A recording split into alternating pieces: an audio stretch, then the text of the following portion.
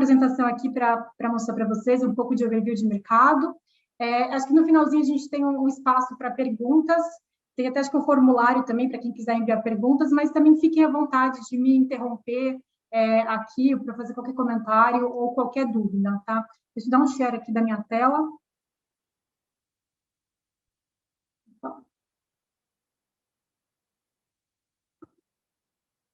Apareceu? Apareceu, né? Apareceu sim. Ótimo. Tá certinho.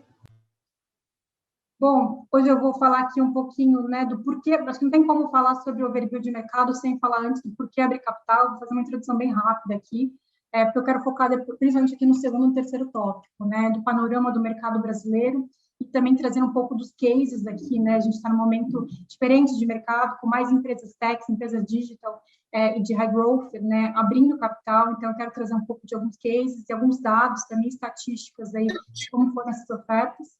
E, por último, aqui é mais se sobrar tempo, na verdade, senão a gente pode depois fazer uma outra rodada, para entrar um pouquinho mais aqui do como, né, em termos de requerimentos, processos, custos aí relacionados a uma abertura de capital. Bom, primeiro aqui no porquê abrir capital, né, acho que vale ressaltar um pouquinho, primeiro uma breve introdução, né, do porquê que uma empresa abre capital, quais são os benefícios de fazer, né, de tomar essa decisão. Primeiro aqui é reforço de caixa, né, então uma empresa quando abre capital, ela capta recursos aí, ela pode captar recursos para fazer frente aí novos projetos, novos investimentos. A gente tem visto também muitas empresas captando recursos aí para fazer caixa, para fazer frente a oportunidades de aquisições, né, de forma a você ter uma agilidade maior ali no momento que aparecer alguma oportunidade. Segundo, aqui em termos de perenidade, né, então uma empresa quando ela abre capital, ela fortalece sua governança corporativa, isso facilita muito também na geração da continuidade do negócio no longo prazo. O terceiro é possibilidade de desinvestimento, né, então o IPO é uma alternativa aí de liquidez tanto para os founders quanto também para os fundos, né, para os VCs, para os private equities. Depois tem toda a questão também de visibilidade e governança, né, uma empresa quando abre capital, ela acaba tendo uma visibilidade maior perante a mídia, perante o mercado, perante clientes, perante os investidores, perante também fornecedores.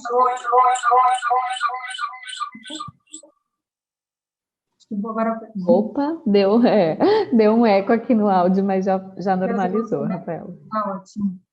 E até falando um pouco de visibilidade, né, o que a gente tem visto também muito hoje em dia, com o advento aí de mais pessoas físicas investindo em bolsa, é também o papel do investidor consumidor, né, então, principalmente quando a gente fala aqui de empresas B2C, é uma possibilidade também de você trazer o seu cliente, né, que também pode ser investidor da sua empresa, e vice-versa, né, uma forma também de trazer mais consumidores aí, ou potenciais pessoas que investem na sua companhia podem também virar seus consumidores, seus clientes. A facilitação também em processos de M&A, né? Então, depois que uma empresa abre capital, fica muito mais fácil, né? Para depois ela fazer uma aquisição, ela pode usar essas ações como potenciais moedas de troca, né? Para realizar aquisições, sem precisar fazer um desembolso de caixa. Então, isso facilita um pouco do processo. E, por último, mas não menos importante, uma empresa, depois que ela abre capital, tem muito mais fácil acesso para realizar novas captações via mercado, né? Então, uma companhia listada consegue ter muito mais agilidade, né, e acessar o mercado aí de forma mais recorrente, né, particularmente depois que ela abre capital. Bom, trazendo aqui um pouco do panorama do mercado de capitais brasileiro, vou até aproveitar aqui para antecipar provavelmente uma pergunta que vocês teriam, né, do porquê abrir capital no Brasil, né, e não nos Estados Unidos. Geralmente a gente responde com uma outra pergunta, do porquê não, né? E aqui só para trazer um breve contexto, né, acho que vocês sabem muito melhor do que eu, mas olhando sob a ótica das empresas techs, das empresas de alto crescimento, o ecossistema de tecnologia aqui no Brasil passou por um ciclo virtuoso muito bom, né, nos últimos anos, e há cerca de 3, 4 anos atrás a gente começou a ver aí os primeiros unicórnios aí surgindo, os primeiros unicórnios surgindo, e uma gama maior também de empresas aí de mais late stage. E para essas empresas, né, que queriam, né, expandir, enfim, pensar em novos objetivos e realizar captações maiores, ou até também promover uma liquidez para os seus acionistas, olhando o mercado de capitais brasileiro há 3, 4 anos atrás estava com uma atividade muito baixa, né, em termos de ofertas públicas de ações. Então, realmente, o mercado brasileiro estava um pouco mais complicado, né, para essas empresas acessarem. Então, obviamente, né, acabavam mirando um pouco mais o mercado norte-americano, com investidores ali olhando um pouco mais para o público de tecnologia, para as empresas de tecnologia. Entretanto, o mercado brasileiro também está passando por um ciclo muito virtuoso aqui nos últimos anos, né? Então, em 2019, nós já tivemos um primeiro início, né, de um aquecimento maior aqui em termos das ofertas públicas, muito também até por conta da questão da redução da taxa de juros, né, dessa mudança estrutural que a gente teve no mercado, de forma que os investidores brasileiros começaram a precisar diversificar um pouco mais o portfólio, querer olhar novas teses, novas histórias, né? E, enfim, inclusive também nesse meio tempo cresceu muito a indústria aqui de assets brasileiras, né? Então, hoje em dia, a indústria de fundos tem cerca de 6 tri de reais, cada vez mais a gente vê novas assets surgindo, então, e na Bolsa que a gente tem cerca de 400 empresas listadas, então, cada vez mais esses investidores estão demandando novas empresas. Mas um pouco do que eu estava comentando, em 2019, a gente viu uma nova abertura de mercado, né, uma nova janela aqui de mercado, mas toda vez que uma janela se abre, primeiro quem costuma testar essa janela são as empresas já listadas, né, então a gente viu o número, principalmente aqui em termos dos follow-ons, né, das empresas já listadas fazendo novas ofertas, só que isso já mudou em 2020. Em 2020, mesmo com todo o cenário aqui que nós tivemos, dando Covid, nós tivemos 28 IPOs, e ao todo aqui no mercado inteiro, captando 117 bi de reais. E agora, em 2021, até o momento, a gente já teve 24 IPOs, quase batendo já o volume ali, a quantidade de IPOs do ano passado inteiro. Né? Então, a gente está num momento muito mais aquecido em termos de mercado de capitais. Bom, e ainda continuando aqui, né, também é importante olhar um pouquinho quem são os investidores que até explica um pouco, né, desse movimento atual, né? Quem são os investidores que estão entrando nessas ofertas? Se a gente for olhar de 2018 para trás, a maior parte aqui dos investidores que entravam em ofertas eram os investidores estrangeiros, né? Eles tinham um protagonismo muito maior aqui em relação às ofertas e tinha um apelo muito menor aqui para o investidor local, né? Ele entrava menos aqui nas ofertas. E desde 2019 a gente tem visto uma mudança, cada vez mais os investidores locais estão sendo mais protagonistas aqui nas ofertas de ações, então grande parte hoje já são dos investidores locais, isso ainda considerando aqui uma quantidade de IPOs muito maior, um volume muito maior aqui de ofertas. Eu trouxe aqui também para vocês, né, aqui na última parte aqui, também um comparativo aqui dos IPOs de tecnologia, pegando aqui 9 IPOs entre 2020 e 2021, né, das empresas techs que abriram capital aqui na B3, para analisar qual que era o público, né, que tipo de investidor que entrou nessa oferta. O que dá para ver aqui que a maior parte realmente foram os investidores locais, os institucionais locais, mostrando que o investidor brasileiro está olhando, sim, para empresas aí de alto crescimento, né, começando a analisar e olhar com outros olhos as empresas digitais. Isso acho que até muito por alguns casos emblemáticos, né, que o mercado brasileiro teve, como, por exemplo, o Magazine Luiza, né, que é um caso de uma empresa super tradicional, mas que depois fez o shift ali para o digital, teve uma precificação totalmente diferente, né, os investidores já olharam de forma diferente, precificaram de forma diferente essa companhia. Tivemos também o case do Banco Inter, né, que abriu capital em 2018, que também decolou. Então, acho que tudo isso também ajudou para construir aí um novo olhar do investidor brasileiro para as empresas de tecnologia e para as empresas de alto crescimento.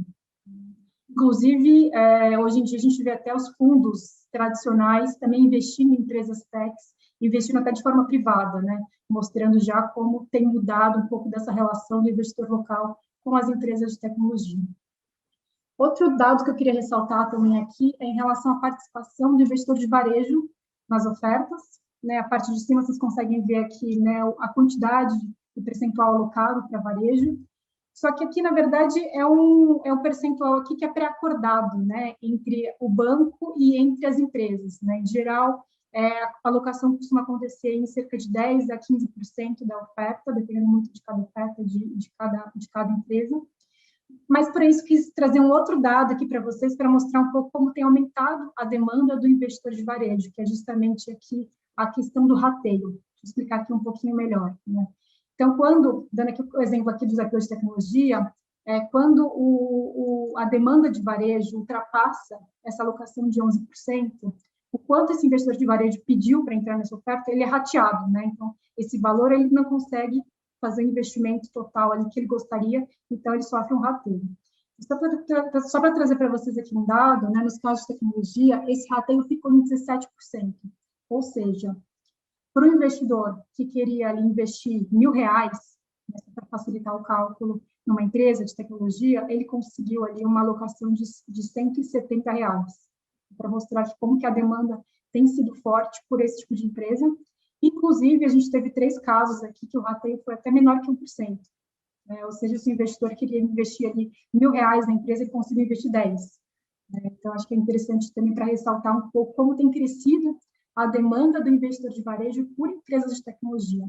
Inclusive, quando a gente olha a demanda de varejo, né, os principais setores aqui que a gente tem visto uma demanda maior, principalmente de tecnologia, e também empresas de varejo, né, de marcas conhecidas, do dia a dia aqui do público de pessoas físicas. E ainda aqui trazendo, né, continuando aqui no tema de pessoas físicas, a gente tem visto um crescimento muito acelerado, muito forte, da quantidade de pessoas físicas investindo diretamente em bolsa, né, que eu trouxe um dado da B3, que é a quantidade de contas depositárias de pessoas físicas aqui na B3, cresceu fortemente nos últimos anos, né, que no início do gráfico vocês conseguem ver aqui que estava na casa aí das 715 mil contas, em 2019 bateu 1.000 contas, né, e hoje já está em 3 milhões e meio, né, 3 milhões e meio de contas de pessoas físicas investindo diretamente aqui em bolsa. Então, é um crescimento muito forte, né, muito acelerado, mas que ainda traz muitas oportunidades, né? Então, se a gente for olhar o tamanho da população brasileira ou o tamanho da população economicamente ativa, ainda demonstra que ainda tem muita oportunidade de crescimento nesse sentido. E aqui na parte de baixo, eu trouxe um outro dado que reflete um pouco aqui a parte de liquidez, né, da Bolsa Brasileira, que é o volume médio diário negociado aqui na B3, também vem crescendo bastante, né, no início do gráfico, aqui em 2017, esse volume estava em cerca de 8 bi de reais negociados diariamente, e hoje já está em 37 bi de reais, que mostra, né, esse crescimento também bem acelerado nos últimos anos aqui em termos de liquidez. Bom, acho que eu vou voltar aqui um pouco para o meu tema central, né, de que a gente tem visto nesses últimos 2 anos novos setores e novas teses e novas empresas em bolsa, né, então algo que a gente tem visto bastante, e queria dar um highlight aqui até no setor de tecnologia, né, que é um setor super subrepresentado, que era super subrepresentado na B3, e que a gente tem visto aí um destaque cada vez maior aqui para os IPOs. Então, por exemplo, em 2021, até o momento, o setor de tecnologia foi o destaque, né, das aberturas de capital. Então, 27% aqui dos IPOs até o momento foram de empresas de tecnologia. Aqui só para trazer um pouquinho alguns casos, né, os nomes aqui, né, das companhias que abriram capital entre 20 e 21. Eu acho que é interessante ressaltar também que a gente tem visto diversos casos aqui que não tinham qualquer comparável em bolsa.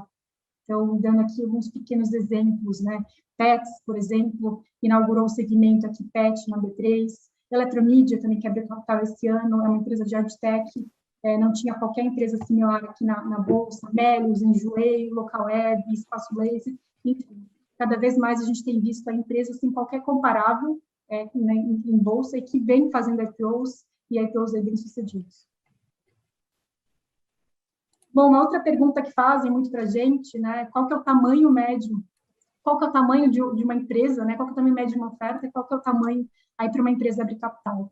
Primeiro, só para comentar com vocês, não existe nenhum requerimento ou nenhuma limitação aí de qual que é o volume mínimo, seja de oferta, ou seja também de tamanho de empresa. Não existe isso, é muito questão de oferta e demanda. Mas nada melhor do que trazer estatísticas, né? Trazer dados para exemplificar um pouco do que tem acontecido, né?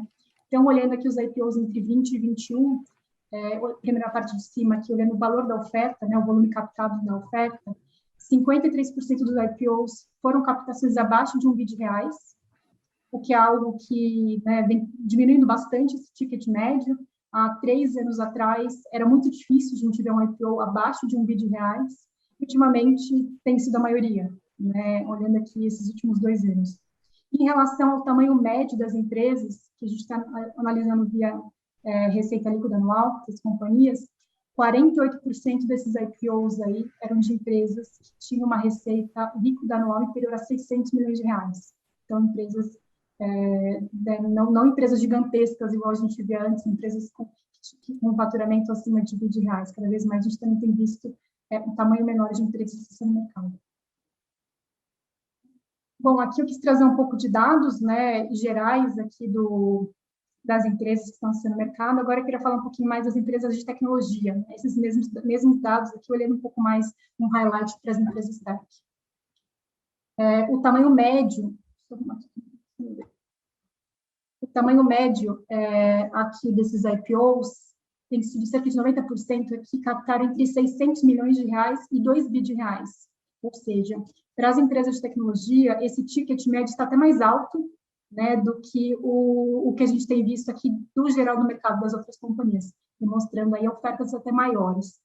Quando a gente olha o tamanho médio dessas empresas, né, em termos de receita líquida, a maior parte delas, 70% aqui tinha uma receita anual de até R$ 300 milhões. Aqui é a receita do ano fiscal fechado, tá? Não é o expected, né? Então, mas demonstrando que, ou seja, a gente está vendo aqui empresas que têm um tamanho menor, comparativamente, né, das outras companhias, em termos de receita líquida, entretanto, fazendo captações maiores, o que demonstra muito essa questão do valuation, né, e a própria questão também da análise dos investidores sobre a captura, né, de crescimento, de ganhos aí que essas empresas devem ter ao longo do tempo. Bom, trazendo outra estatística aqui também, eu quis trazer um pouquinho aqui da precificação, né, em termos de faixa de precificação e também até a performance desses IPOs, principalmente no primeiro dia de negociação. Um pouquinho mais da metade, 55%, captou no meio ou no teto da faixa de precificação, e essas empresas tiveram um desempenho médio aí de 16% no primeiro dia de negociação.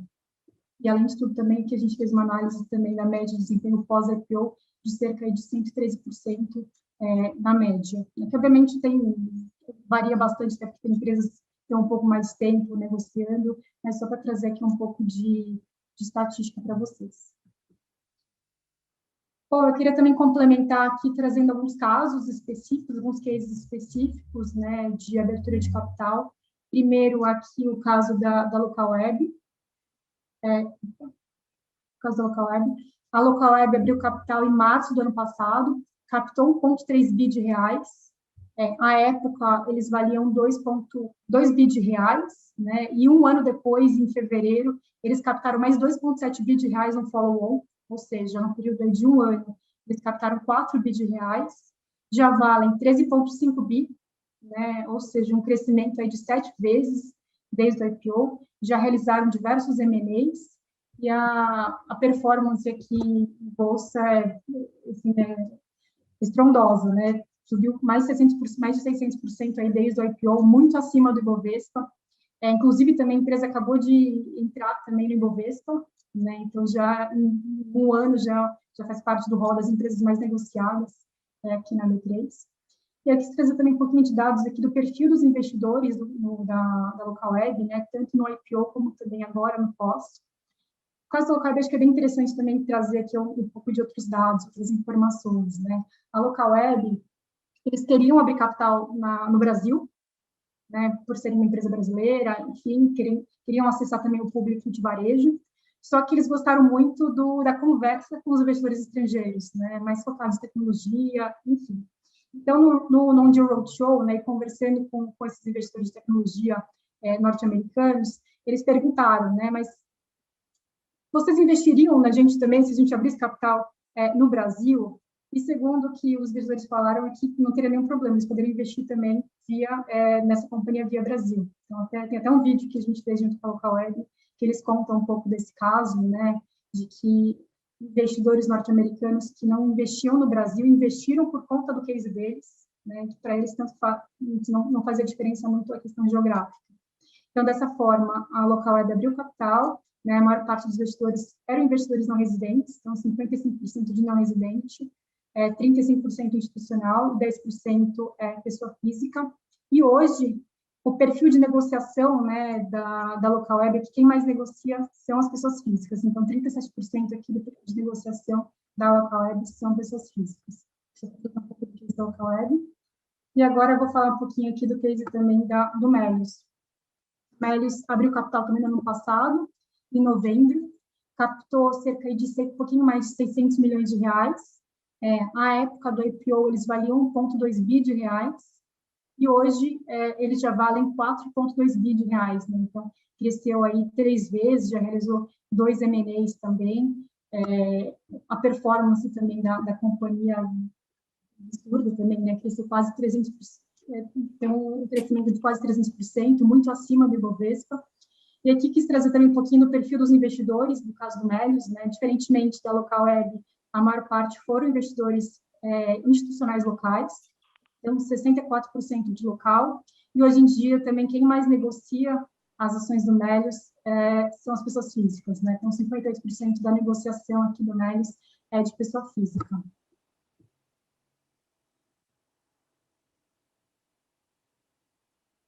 Bom, também queria trazer aqui alguns avanços, né, ou algumas questões também que a gente tem visto recentemente no mercado brasileiro. O primeiro é que, desde 2019, na verdade, já é possível que uma empresa ela abra capital de forma confidencial, né? Então, todo pedido de registro pode acontecer de forma confidencial, assim como já existe nos Estados Unidos, né? Então, todo o processo, se a empresa não quiser se resguardar, né, não quiser divulgar as informações do mercado, de que ela está acessando o mercado de capitais, que ela vai realizar o IPO, e também não divulgar, né, as informações, os documentos da oferta, antes que ela tenha um pouco mais de certeza nunca tem, né, mas um pouco mais de feeling, né, de que essa oferta vai vir para frente, ela pode fazer isso de forma confidencial, de forma reservada.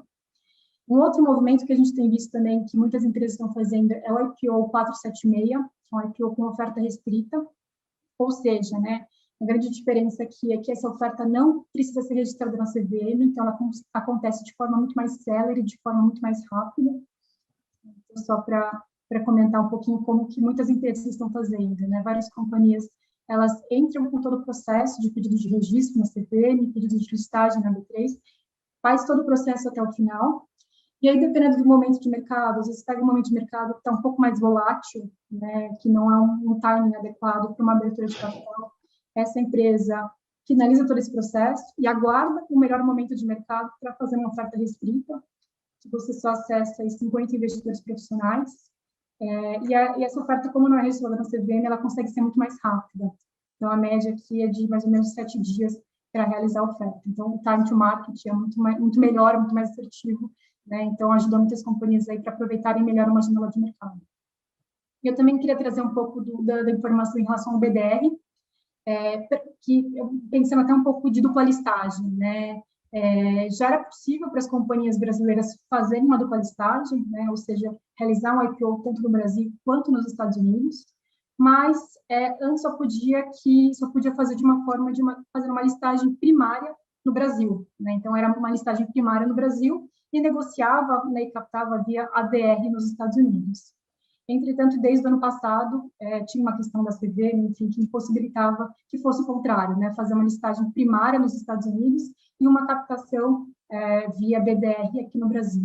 E desde o finalzinho do ano passado, isso é possível, então as empresas podem realizar esse movimento também, né, então captando mais lá nos Estados Unidos e captando uma parte aqui no Brasil, por exemplo, com investidor de varejo, outro público que você não conseguiria via mercado norte-americano, ou também até depois que a empresa abre capital nos Estados Unidos, né? Então, depois de 12 meses que a empresa abriu capital nos Estados Unidos, ela pode também negociar as suas ações aqui no Brasil via BDR.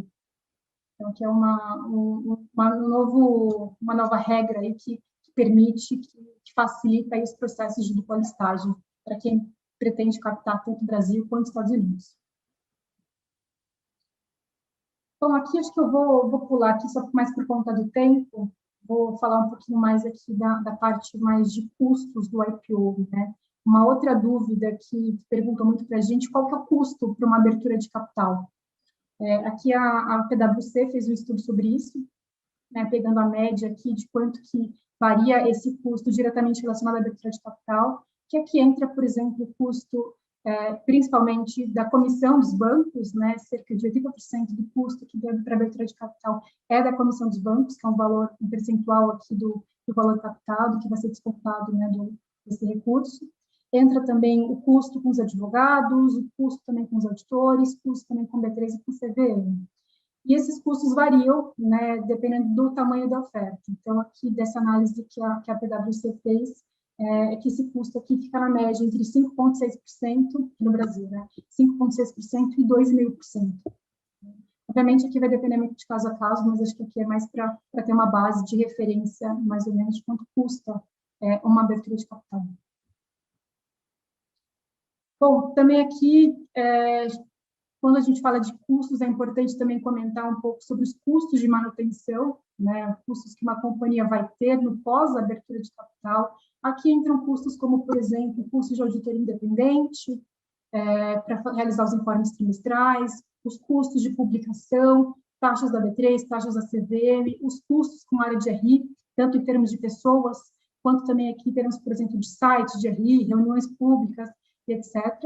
E aqui a gente acabou de lançar uma pesquisa junto com a Deloitte, que nós fizemos um levantamento junto com as companhias de capital aberto aqui na B3 sobre qual que é o custo recorrente anual que elas possuem aqui, diretamente relacionados à questão de manutenção de companhia aberta.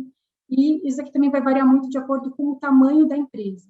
Né? Então, para companhias aí que a gente tirou muito a parte de faixa de receita, para companhias aí que tinham uma receita menor que 300 milhões de reais, esse custo foi de 800 mil reais, aí para companhias anualmente, né? E para companhias aí que tinham uma receita superior, um custo médio aí de 3 milhões e 800. Então, basicamente, cerca de 0,2% da receita da empresa aqui, relacionada aos custos de manutenção para a vida de companhia aberta.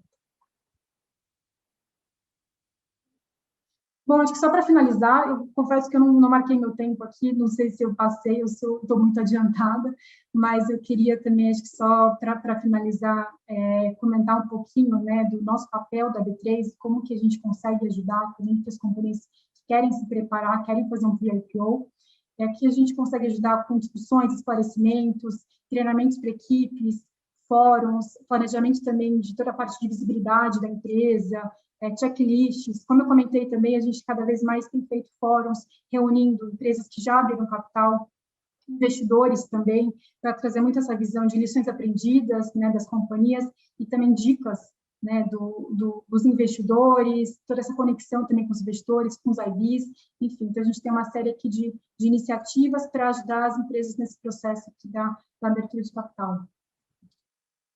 E também com diversos outros temas, né? Não só diretamente relacionados à abertura de capital, como também com temas, por exemplo, de política de diversidade, ESG, enfim, que a gente consegue apoiar aqui as companhias com diversas frentes, né? Para essas empresas que planejam ou que pensam, que querem aí seguir esse caminho de abertura de capital, seja no curto, no médio e no longo prazo. Obrigado, viu, Rafa? Foi excelente, acho que é um bom pontapé inicial.